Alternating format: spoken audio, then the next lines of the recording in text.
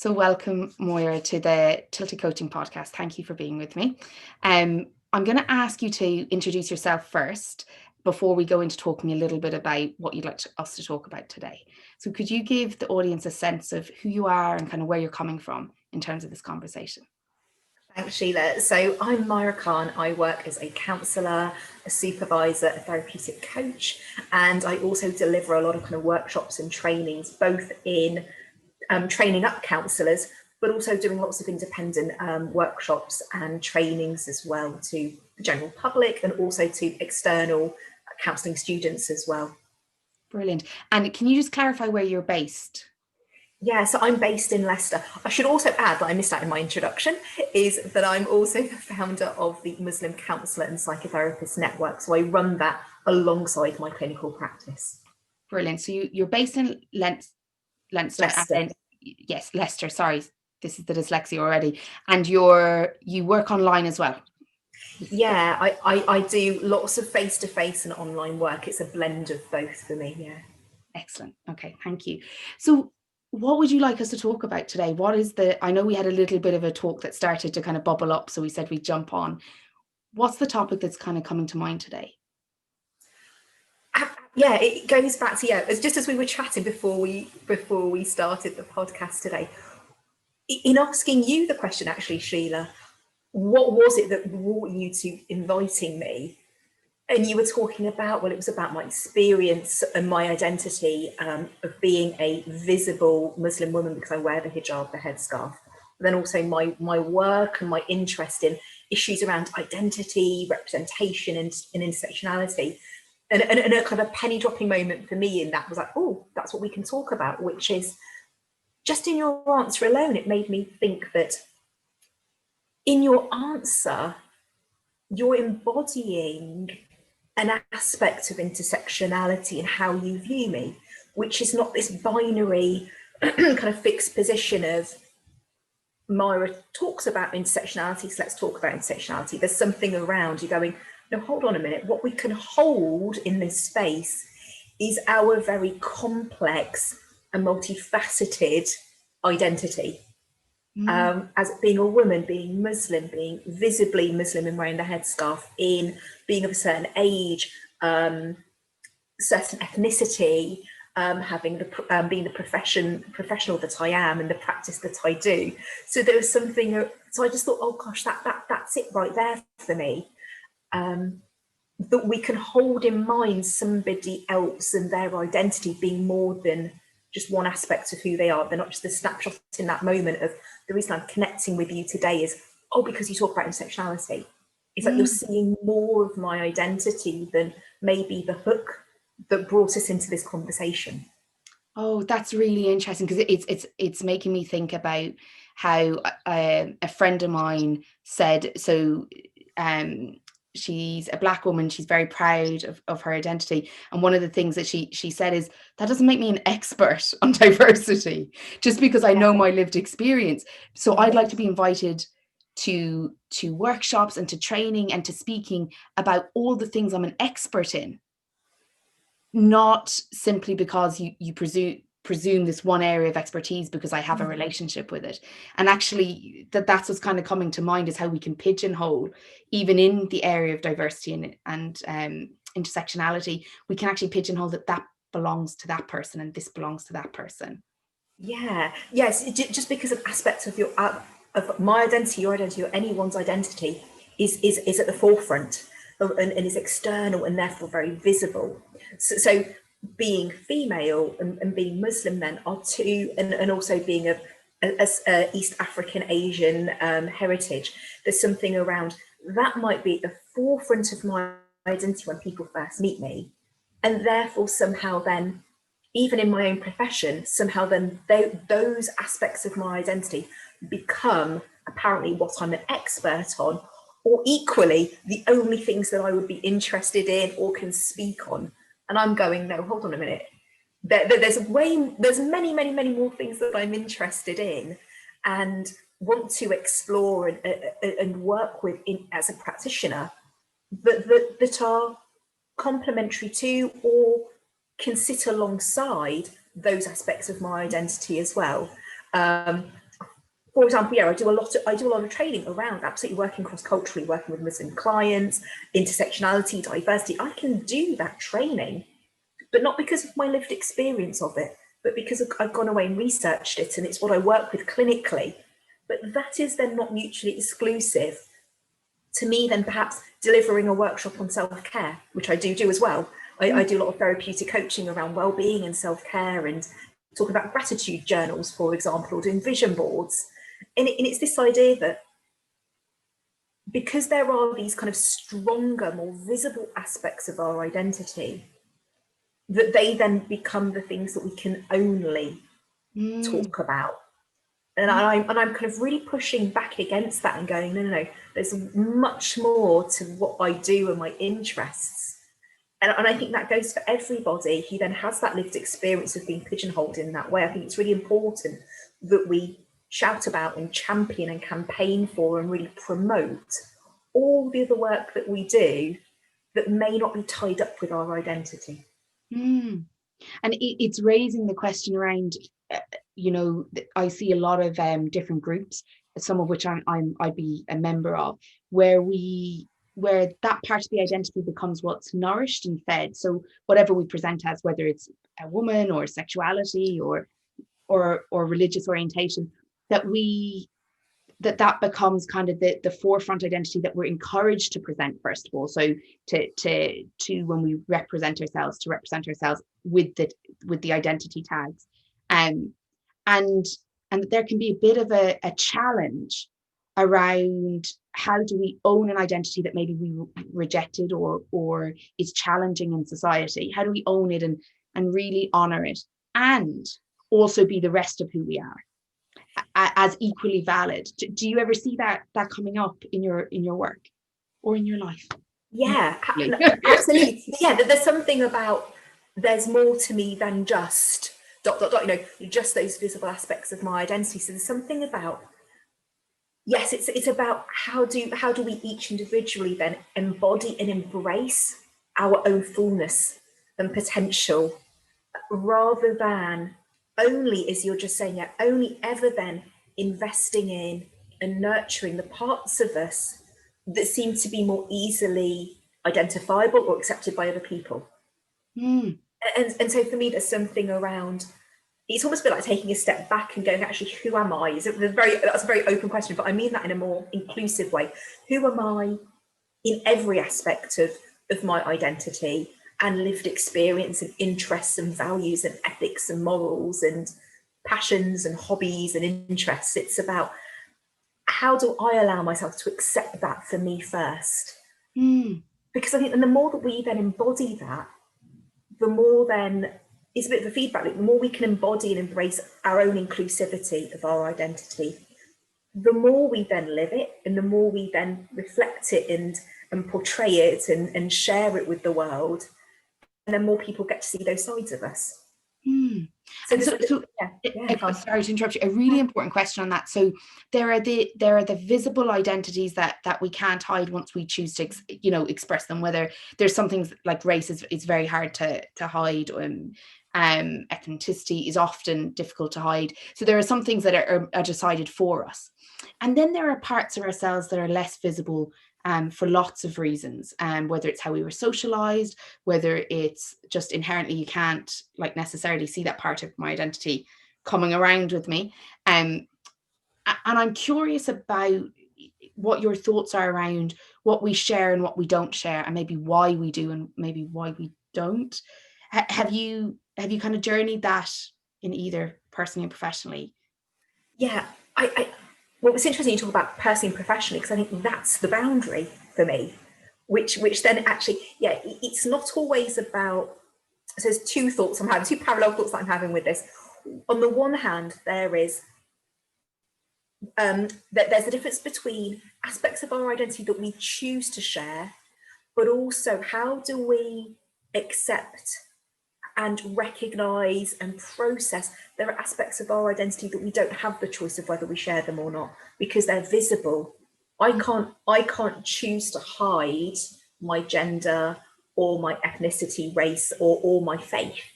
They are there, they're visible. So, but there are other aspects of my identity that I can then choose to share or hide.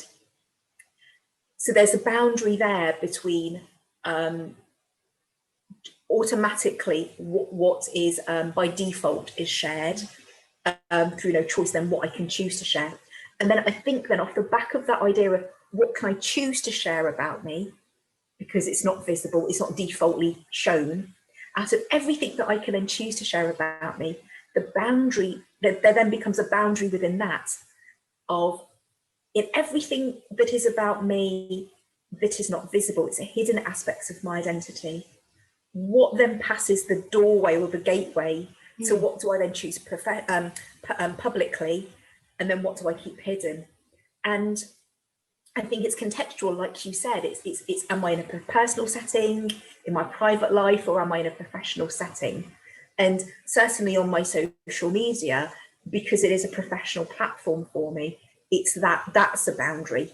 You know, that's something that I think about, that actually, what do I, out of everything that's hidden about me, what do I then choose to share based on me being a practitioner, and what is ethical and what is containing, and also intentional. I'm very much about what's the intention behind what I do.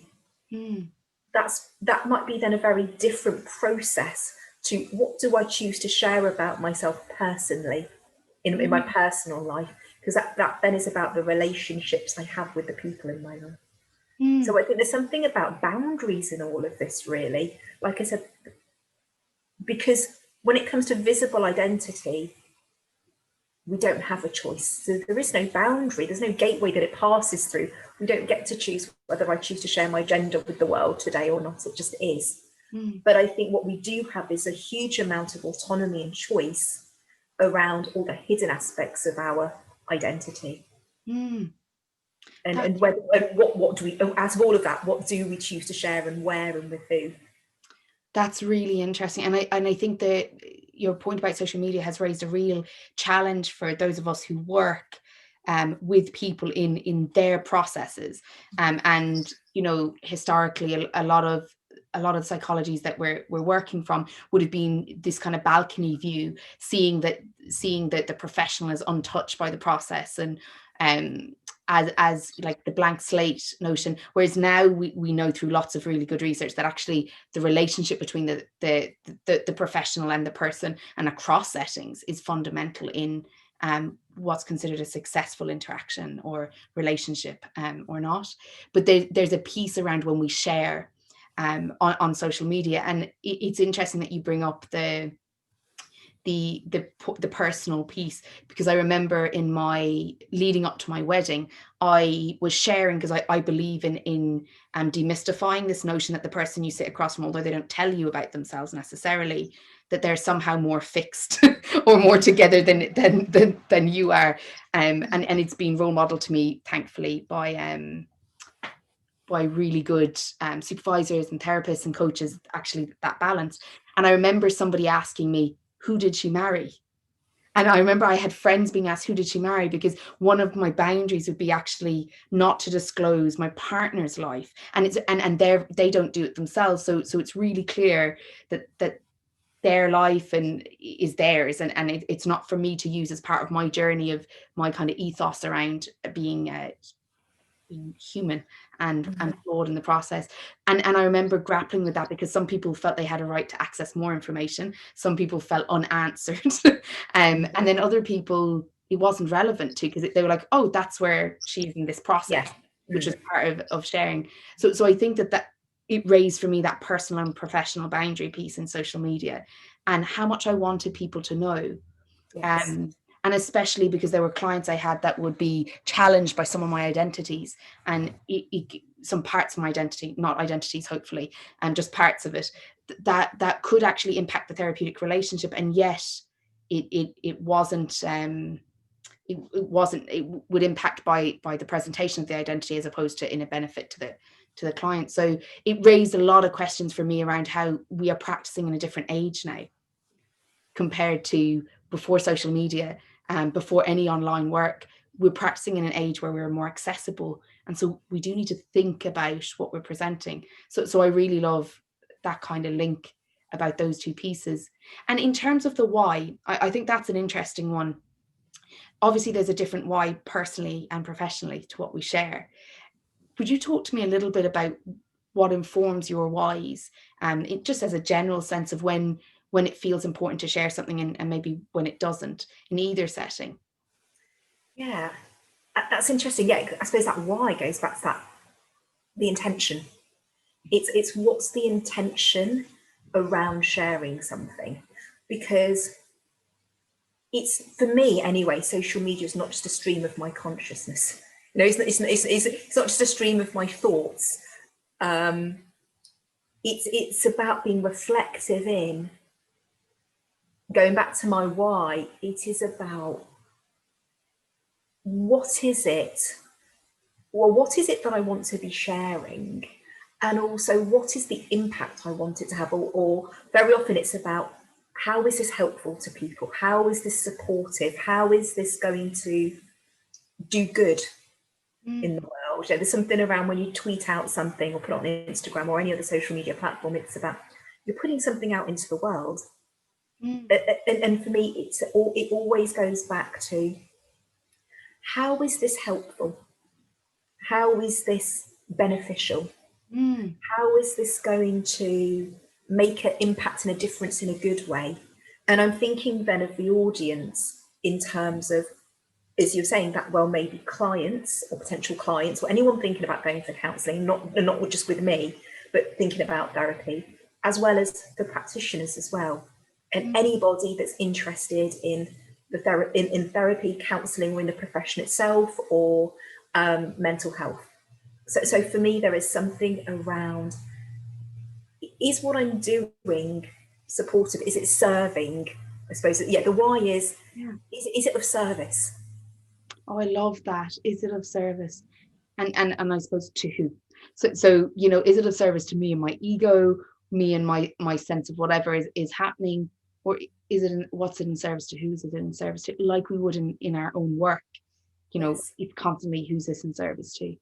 That's, Yeah. I think that's a really beautiful point. And especially and I'm saying professionals and practitioners, because I kind of group psychologists, therapists and coaches into a similar bracket when I think about, you know, our relationships with clients. While we may have different processes, there is something around how we build our presence in our relationships to be impactful. But I think that's really helpful for others to think about in terms of the why and the impact it's having on the world. I like the idea that it's not just that it gets lost in Twitter. It's like the way you said it is very intentional, and I really like that. It's actually, I'm putting this into the world. So what am I putting into the world? Yeah. And I think that I actually think that's an absolutely beautiful point, for us to close on and maybe leave listeners with to consider is, what am I adding? What am I putting out there? Instead of what do I want to put out there, what am I actually putting out there? What's the impact? I think that's really interesting. That's a really beautiful thought to finish on, being of service and what am I putting into the world? So thank you. I'm going to be cheeky and ask you while we're still recording if I can have you back for additional conversations. Absolutely. I would love that, Sheila. Thank you so much. I think there is so much more we could talk about. That's it. And I don't want to cut it too short, but we could do a whole week seminar on these topics, just because the depth and the breadth of them. But I think that we're leaving listeners with a thought, and I think it's a good thought as well for social media. So there's two thoughts that I'm left with. One is identity and how we may pigeonhole ourselves or others into identity. And then the other part is how we interact with the relationship we have with the world. So whether it's through our social media or interacting with clients or even just friends, what am I putting out there? What am I adding? As well as to ourselves. Let's not forget the relationship we have with ourselves. So it absolutely, that kind of underlines everything we do in terms of, am I being intentional, and am I being of service to myself, to others, to the world? Am I leaving myself or the world or other people in a better place than I left it? Am I adding to it? Am I adding benefit to the world or to me or to others? Oh, I love that. That will be the closing word. Thank you very much. Thank you so much. And I will be inviting you back. Thank you. Thanks, Sheila.